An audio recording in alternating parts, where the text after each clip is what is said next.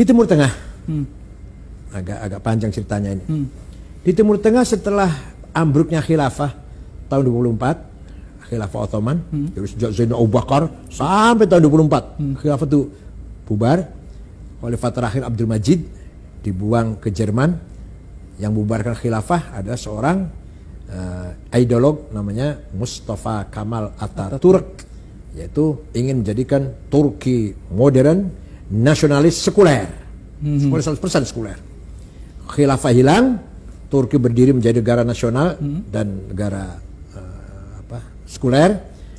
Haji, negara tidak ikut campur. Mau haji mau tidak bukan urusan negara. Ya, agama enggak, dan lepas. Negara nggak ngurusin haji.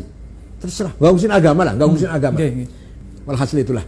Nah, ternyata gagal. Turki itu gagal. Hilangnya khilafah, umat Islam dalam keadaan di bawah penjajah. Inggris menjajah Irak, Mesir, Sudan, Prancis, Suriah, Lebanon, Aljazair, Tunis, Italia jajah Libya, dan Belanda pun menjajah kita lah. Maka umat Islam yang dijajah itu tidak punya pemimpin, tidak punya induk.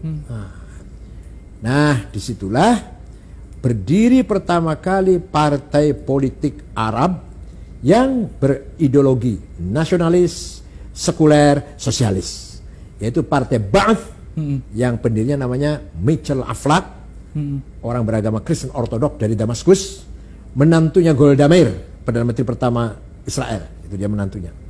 Maka menggembleng kader-kader Arab dari Irak, Hasan Bakr, dari Suriah, Abdul Karim Qasim, Mesir, Zakaria Muhyiddin, Muhammad Najib,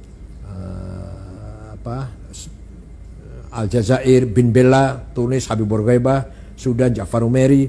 Nanti akan diteruskan oleh kader-kader seterusnya dari Irak, Saddam Hussein, dari Ramadan, Tariq Aziz, dari Suriah, Hafid Assad, Abdul Halim Khaddam, Said Muallim, dari Mesir nanti Muhammad Najib, Jamal Nasir, Anwar Sadat, dari Aljazair nanti bin Jadid, Sadr bin Jadid, Hawari Boumediene, dari dan seterusnya lah.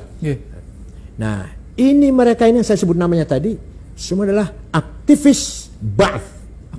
Ba'ath yaitu nasionalis, sosialis, sekuler, bukan aktivis Islam. Ya, walaupun mereka beragama Islam, tapi geraknya, aktivitasnya, perjuangannya bukan lil Islam, bukan li ajlil Islam, bukan. Justru sekuler, Bu. Ya, sekuler. Melawan menjajah. Ini kan cerita masing-masing merdeka kan, negara semua merdeka.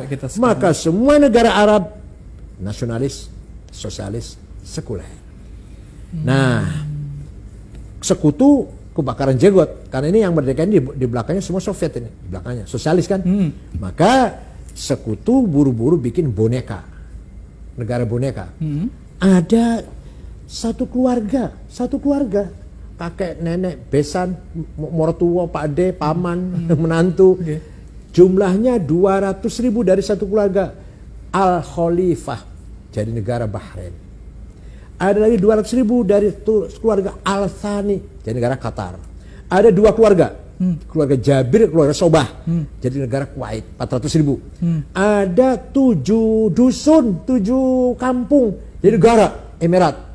Itu Dubai, Abu Dhabi, Sharjah, Ajman, Rasul Ain, Fujairah. 7 lah, jumlahnya cuma 650. Sekarang aja jumlah penduduknya 2 juta, 80% pendatang. Yang asli cuma 20%. Sekarang ini sedepok itu. Iya. Nah ini negara bikinan sekutu.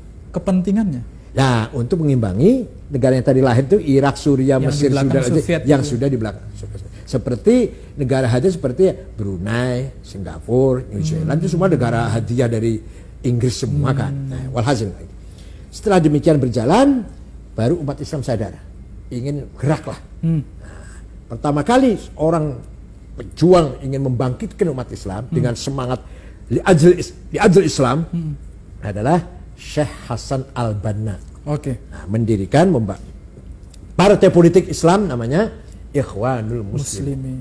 Tahun 30, tahun 35, 36 lah. Dengan niat agar terutama pemuda-pemuda masa depan nih punya semangat Islam gitu loh. Jangan sekuler, jangan sekuler. Nasionalis boleh tapi jangan sekuler. Dan beliau moderat. Ya, pegangannya Ibnu Katsir. Seperti NU lah, seperti kita kiai-kiai NU pegangan rujukan kitabnya. Kitabnya. Tahun 42 ada pemuda aktivis Ikhwan membunuh Perdana Menteri Mesir. Di Mesir. Namanya An-Najrasi. Waktu itu masih Raja Faruk, masih di bawah Inggris. Waktu itu Hasan Banna nangis. Kamu itu bukan bunuh Najrasi, bunuh saya. Kamu itu bunuh gerakan, bunuh saya. Betul. 1,5 tahun kemudian Hasan Banna dibunuh. Nah, ini penggantinya.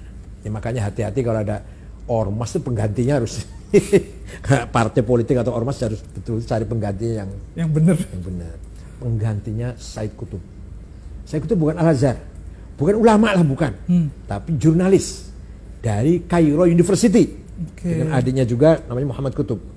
Nah, beliau pegang mursyid am atau ketua umum lah, kalau kita ketua umum Ikhwan Muslimun. Beliau menulis buku namanya Ma'alim Fit Thoriq, tanda-tanda jalan yang benar. Kalau mau terjemahan literatnya begitu. Yang penting isinya beliau memang orang cerdas sih. Isinya beliau begini. Yang namanya jahiliyah itu bukan fenomena sosial primitif, miskin, buta huruf, terbelakang. Kan semua ulama mengartikan jahil seperti itu. Semua ulama, semua tafsir mengartikan jahil itu ya primitif itu. Kalau Said Qutb tidak. Jahiliyah itu sistem politik, sistem negara yang bukan Islam namanya jahiliyah. Jadi pokoknya bukan Islam itu jahiliyah. Isinya apa isinya? Komunis, kapitalis, sosialis, nasionalis. Ini nasionalis itu jahiliyah ini. Nah, embrionya dari situ nih. Jadi disitulah kemudian lahir Ikhwan yang radikal. Tahun 65 ketika Presiden Jamal Nasir, Ikhwan akan mengkudeta, melawan kudeta Jamal Nasir, gagal, bahkan 6 ulama digantung oleh Jamal Nasir, Said Qutb termasuk, Asmawi, Zaki Muhandis, Hasan Hudaybi digantung di Medan Tahrir, di Tahrir Square, ditonton oleh rakyat, ulama digantung itu oleh Jamal Nasir. Nah, Ikhwan jadi partai yang dilarang. Tapi setelah dilarang bubarnya Ikhwan, tidak bubar ide. Lahir yang lebih radikal dari Ikhwan. Namanya Jama'atut Takfir wal Hijrah. Pendirinya namanya Syukri Ahmad Mustafa tahun 69. Tadi kejadian tahun 65. 69 lahir yang lebih radikal. Semua orang kafir kecuali mereka yang gak kafir. Syekhul Azhar kafir. Syekhul Azhar itu kafir. Ulama tarekat, hufadzul Quran semua kafir semua. Kalau tidak sejalan dengan mereka. Nah, itulah pertama kali mereka membunuh Menteri Agama, Menteri Auqafnya, namanya Syekh Husain Al-Dhahabi, yang punya karangan At-Tafsir wal Mufassirun, dibunuh. Kedua, membunuh wartawan senior Koran Al-Ahram, namanya Yusuf Sibai. Yang ketiga puncaknya, tanggal 3 Oktober 1981, membunuh Presiden Muhammad Anwar Sadat. Oleh Husni Mubarak mereka hantam, ternyata tidak bisa habis. Sampai sekarang ada masih di Gurun Sinai, yang nanti itu mereka cikal bakal terus sedunia ini. Dan mereka lah yang kemarin belum lama atau setengah tahun yang lalu atau berapa, belum 1 tahun belum, ngebom sholat Jumat di Rafah, Provinsi Arish, 600 jamaah Jumat mati semua. Kenapa ngebom? Kafir. Jadi sholat Jumat itu kafir. Dia cara berpikirnya luar biasa. Itu karena berbeda dengan mereka itu. Jadi lebih daripada Ikhwan. Kalau Ikhwan ingin syariat Islam gitulah. Ini enggak, takfir. Dan itu sampai ke kita, Bu ya? Iyalah, itu. Nanti kan ISIS juga seperti itu. Tapi kalau ini murni dari dalam, kalau ISIS bikinan dari luar, bedanya gitu. Ini kalau ini dari dalam.